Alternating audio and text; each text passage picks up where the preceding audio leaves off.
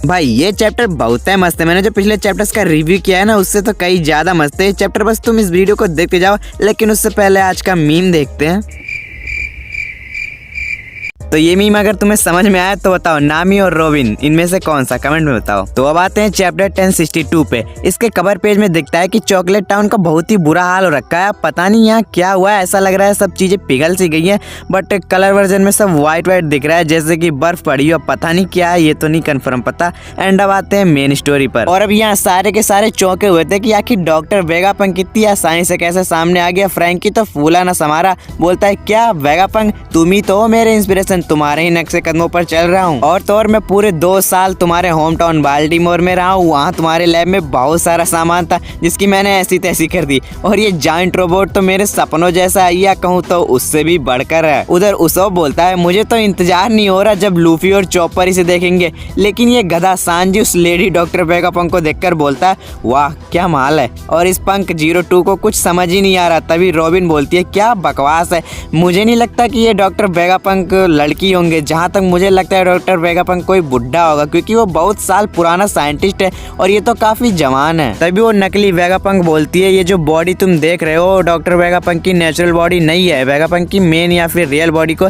Stella बोलते हैं। और ये पंक 02 जो कि मैं हूँ, यानी कि वेगापंक की फेक बॉडी, इसे लिलित बोलते हैं। और अब पंक 02 बोलती है कि मेरा काम है रिसर्च के लिए फंड इकट्ठा करना, और अगर तुम लोग अपना लूटा हुआ माल मुझे दे दो तो मैं तुम्हें जाने दूंगी। अब पैसों की बात आ गई तो नामी चुपका रहने वाली बोलती है कि ये पानी कम ठंडा था क्या, अब तू भी बीच में कूद रही है। और अब भला फिर तुम्हारे हमें बचाने का क्या मतलब हुआ। इसी पे पंक 02 बोलती है अबे तुम्हारे दिमाग की मेमोरी चोर बाजार वाली है क्या, मैंने कब कहा कि मैंने तुम्हें बचाया, मैंने तुम्हें कोई बचाया नहीं है। और तभी बहुत सारे वेपनाइज्ड सी बीस्ट लूफी के क्रू को घेर लेते हैं। अब फ्रैंकी उसोब की इतनी बुरी फटी कि उन्हें समझ ही नहीं आ रहा अब इन जायंट रोबोट्स को देखकर खुश हूँ या डरूं। लेकिन जोरो सिचुएशन को समझने की कोशिश कर रहा था। इधर नामी और ब्रूक सोच रहे हैं कि आखिर ये सब हो क्या रहा है। और इसी बीच पंक 02 के पास किसी का कॉल आता है, और वो अननोन बंदा कौन है जिसने कॉल किया ये भी नहीं पता। लेकिन वो बोलता है ओए ललित अबे तुम क्या कर रहे हो, हमेशा लूटा लाटी क्यों करते रहते हो, अरे साइंटिस्ट होने के नाते ये सब तुम पे सूट नहीं करता। अब पंक 02 बोलती है अरे तुम ज्यादा हवा में मत रहो, साइंटिस्ट करके प्राउड फील करने से घर में बत्ती नहीं जलने वाली। अब वो अननोन बंदा बोलता है अरे लेकिन जिन्हें तुम लूटने की कोशिश कर रही है वो स्ट्रू हैट्स पायरेट है, जो कि अभी एक एम्परर का क्रू बना है। तुम्हें लगता है कि वो इतनी आसानी से सरेंडर कर देंगे। पंक 02 बोलती है अरे इसीलिए तो इन्हें पकड़ा है, इनके पास जरूर बहुत सारा खजाना होगा। अननोन बंदा बोलता है अरे तुम समझ नहीं रहे, तुम्हें पता होना चाहिए ये जो तुम सोच रहे हो वो बहुत बड़ी बेवकूफ़ी है। पंक 02 बोलता है क्या कहा, गलती, मेरे जायंट रोबोट्स ने इन्हें चारों तरफ से घेर रखा है। अब वो अननोन बंदा बोलता है देखो उन्हें कम समझने की गलती तो बिल्कुल मत करो, जरा उस सोर्समैन को देखो, वो पायरेट हंटर जोरो है जिसकी बाउंटी 1.1 बिलियन बेरी से। देखो उसे ध्यान से कैसे शांति से बैठा है, क्योंकि उसे पता है उसके सामने तुम्हारी औकात ही नहीं है। और सामने इसी तरह डेविल चाइल्ड निको रॉबिन को देखो, वो अकेले ही 1 सेकंड में तुम्हें तुम्हारी औकात दिखा देगी। अब पंक 02 बोलती है अरे लेकिन ये जो इतने सारे सी बीस्ट हैं उनसे कैसे बचेंगे। फिर वो अननोन बंदा बोलता है कि उनका मेन टारगेट तुम हो, और फिर ये तुम्हारे बीस्ट उनके लिए मायने नहीं रखते और ना ही उन्हें इन बीस्ट से कोई फर्क पड़ता है। अब पंक 02 बोलती है अच्छा फिर लगता है मैं ही लापरवाही कर रही थी। फिर जोरो बोलता है वेगापंक मुझे तुमसे कुछ चाहिए, उम्मीद है कि तुम इसे अच्छे से पूरा करोगी। अब यार यहाँ क्या ऐसा हो सकता है कि जोरो को वेगापंक से कुछ चाहिए, क्योंकि एज अ ऑडियंस हमें अभी नहीं बताया गया कि जोरो को वेगापंक से क्या चाहिए।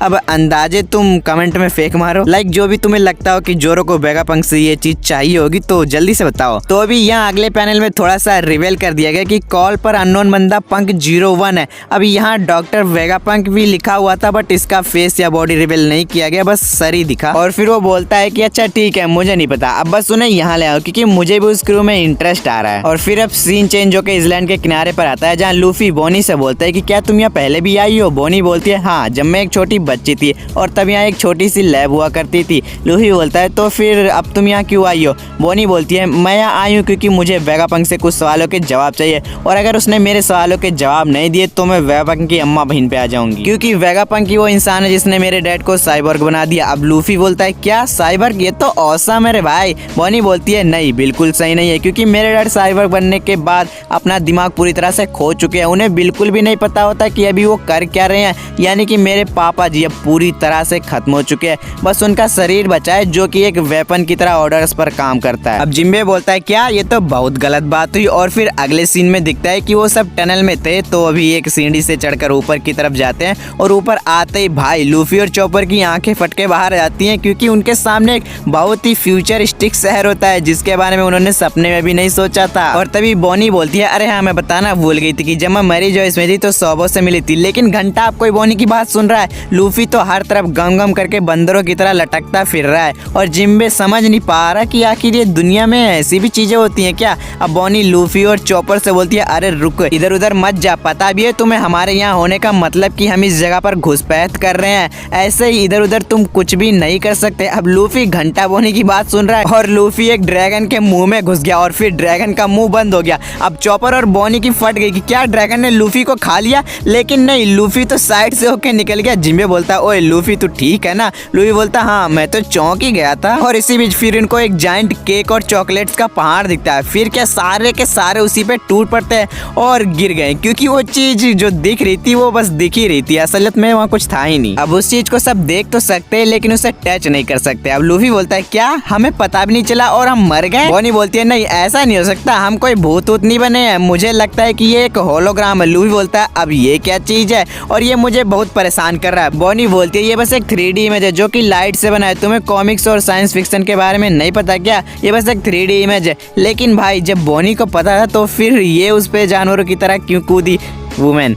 लूफी बोलता है अच्छा तो स्पेस मॉन्स्टर भी ऐसे ही है, तभी तो मैं इनके आर पार चला गया था। जिम्बे बोलता है हाँ वो जायंट्स रोबोट भी ऐसे होंगे, क्योंकि भला अब ऐसे जायंट्स रोबोट्स थोड़ी ना कोई बना सकता है। अब यार जिम्बे को कोई इसलैंड के बाहर बाकी कीड़ों के पास फेंको तभी इसे असली वाले जायंट रोबोट दिखेंगे। और अब फिर से जिम्बे बोलता है लेकिन ऐसे इसलैंड के चारों तरफ बर्फ पड़ी हुई है, बट यहाँ तो ऐसा कुछ भी नहीं है। और तभी एक बड़ी सी बच्ची सामने आती है जिसपे पंक 06 लिखा होता है। बोलती है हाँ ये एक विंटर इसलैंड है, लेकिन यहाँ अंदर के इन्वायरमेंट की सेटिंग ट्रॉपिकल मोड पर सेट है। और वहीं लूफी बोलता है कि अबे ये उस बिग काइडो जैसा है, और फिर उसी से बोलता है ओए तू भी वो होलो होलो वाली चीज है ना जिसने मेरा दिमाग सटका रखा है, अबे ये ले। भाई लूफी पंक 06 को एक जोर से मुक्का दे मारता है, लेकिन फिर वो पंक 06 भी लूफी को घुमा के एक उल्टा गाल पे बजा देती है, जिससे पीछे की तरफ फेंक उठता है लूफी और फिर एक मशीन से टकरा जाता है और उस मशीन का बटन दब जाता है। मशीन एक्टिवेट हो जाती है और उसमें से बर्गर के साथ 2-3 खाने की डिश बाहर निकलती है। और फिर क्या ये भूखे स्टुअर्ट और साथ ही बॉनी भी खाने लग जाते हैं। अब वो बार बार उस मशीन के सारे बटन्स को दबाते और जो भी बाहर आता खाते जाते।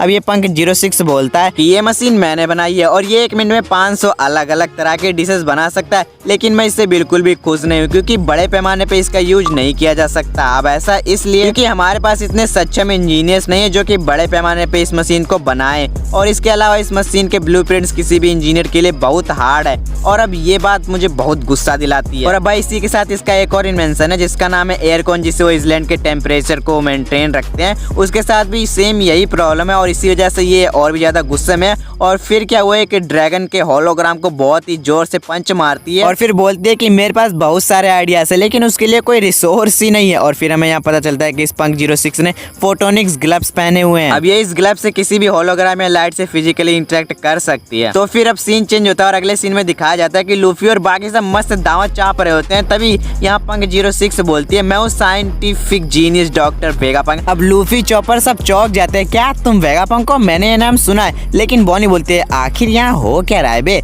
सही बात यार, जिसे देखो खुद को डॉक्टर वेगापंक बताता फिर रहा है नहीं तो। लेकिन अब बहुत देर के बाद सीन चेंज होता है एंड न्यू वर्ल्ड में आ रही गवर्नमेंट की एक सिक दिखाई जाती है, जहाँ पे नेवी का सीन दिखाया जाता है कि जहाँ CP0 के 3 मेंबर्स होते हैं उसमें लूची तो होता ही है भाई। और अब वो बात कर रहे होते हैं डॉक्टर वेगापंक के बारे में। बोलते हैं कि वेगापंक एक अकेला साइंटिस्ट होने के नाते हमेशा बिजी रहता है, इसलिए उसने खुद को ही 7 भागों में बांट लिया है, जिसमें मेन है डॉक्टर वेगापंक और फिर बाकी के 6 जैसे कि पंक 01 जो कि लॉजिक से काम करता है जिसे साका नाम दिया गया है, और फिर पंक 02 जो कि इविल फॉर्म है और उसे लिलिथ नाम दिया गया है, और फिर पंक 03 जो कि फ्लेयर फॉर्म है इसे एडिसन नाम दिया गया है, और फिर है पंक 04 जो कि विजडम फॉर्म है और इसे पाइथागोरस नाम दिया गया, और फिर है पंक 05 जो कि रैथ फॉर्म है और इसे एल्टाज नाम दिया गया है, और फिर फिर है लास्ट पंक 06 जो कि डिजायर फॉर्म है और इसे योक नाम दिया गया है। और फिर पता चलता है कि ये लोग एगेडिस सेराफियम को लेकर जा रहे होते क्योंकि इसमें कुछ खराबी आ गई है, ये ठीक से काम नहीं कर रहा।